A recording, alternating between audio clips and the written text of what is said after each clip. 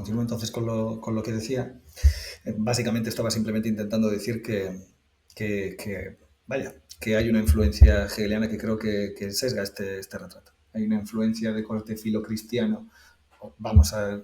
traducirlo a términos todavía más sencillos. La polarización bien-mal, amo-esclavo, está muy acentuada. Es decir, hay una dicotomía en la que hay una cierto aroma, que no sé si denominar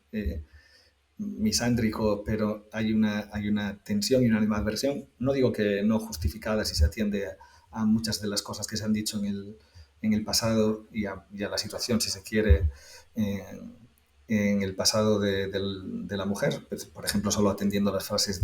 a las citas de Aristóteles y de otros autores sobre la mujer, es legítimo que dentro de esa propia tradición filosófica eh, se critique la visión que había de la propia mujer, pero como digo, la dicotomía, si se quiere, bien-mal, que se plasma en la dialéctica hegeliana amo-esclavo, en este caso hombre-mujer, como una relación bipolar y desigual, abusiva y opresiva de dominio y de esclavitud, sí que creo que es excesiva. Y creo que de fondo esta lectura dentro de los cauces hegelianos y de la tradición de la historia de la filosofía ceba esto por los propios planteamientos morales que subyacen a la historia a la historia de la filosofía, a la historia, si se quiere, al menos a la cristiana y entendiendo como cristiana o entendiendo incluso como protocristiana eh, las filosofías de Platón y Aristóteles, entendiendo ya como cristianas las que hay en la Edad Media y entendiendo como, si se quiere, una secularización, perdón, por utilizar este término de Weber, del cristianismo en las posturas de lo que aquí he denominado fenomenología y que temporalmente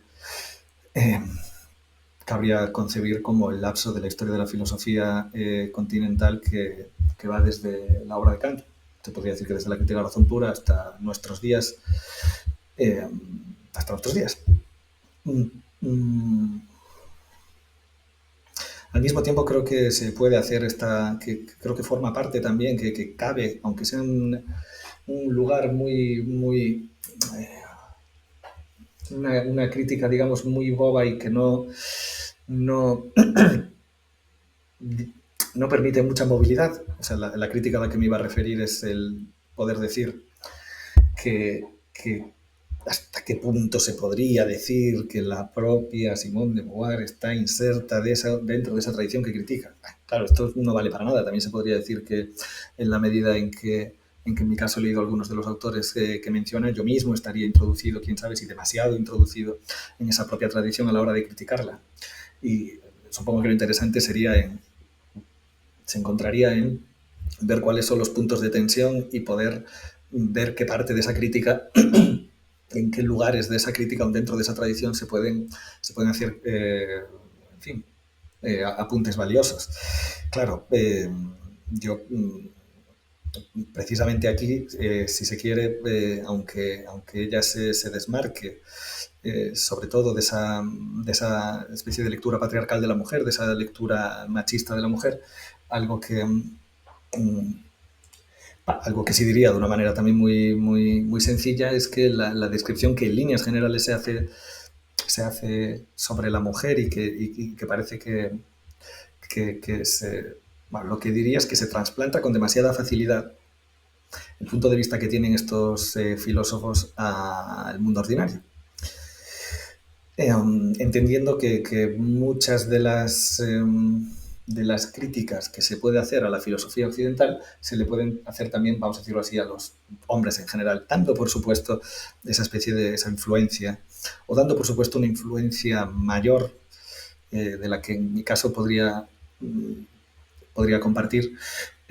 asumiendo que el comportamiento de muchos hombres seguía o sigue a las enunciaciones que pueden haber hecho Platón o Aristóteles o Santo Tomás de Aquino, etc. Básicamente esto es una crítica, si se quiere, sociológica con respecto a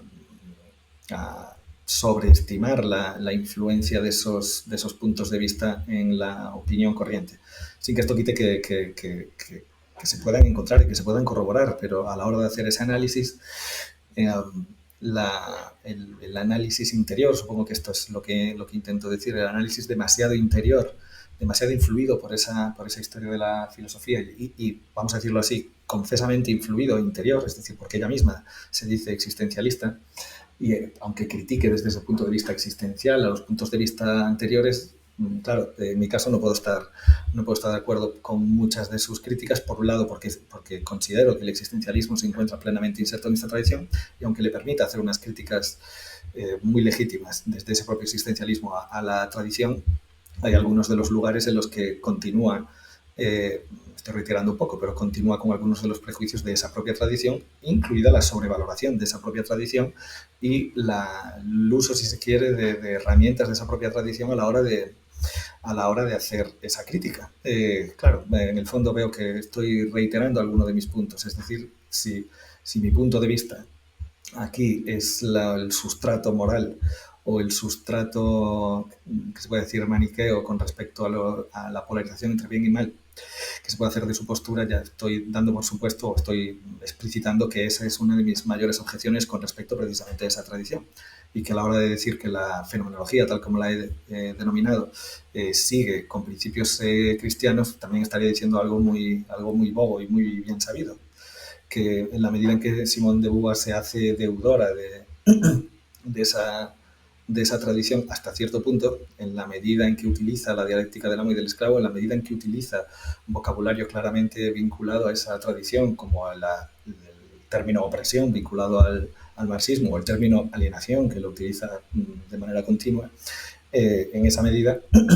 si mi postura es la de condenar ese punto de vista o decir que no lo comparto precisamente por estar, si se quiere, inflado por concepciones morales que antagonizan y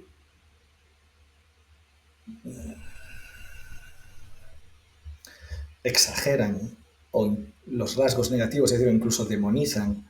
eh, los rasgos negativos de aquel que se dibuja como un oponente, pues creo que la propia Simone de Beauvoir cae en ello. A la hora de establecer cierta demonización del hombre y cierta postura maniquea con respecto a la mujer. Y esto no lo hace tampoco de manera burda, sobre todo en la parte que he leído hasta ahora. Claro, comparado con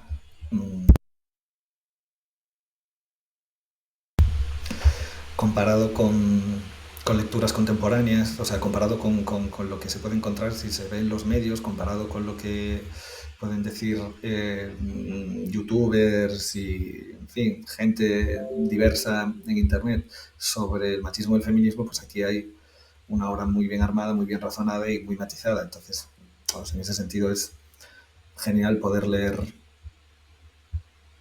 algo muy elaborado sobre un ámbito, sobre una cuestión en la que hasta prácticamente hace muy poco mi percepción, digamos, por estar inmerso en la vida social habitual, es que mi percepción de este tema pues, estaba demasiado vinculada a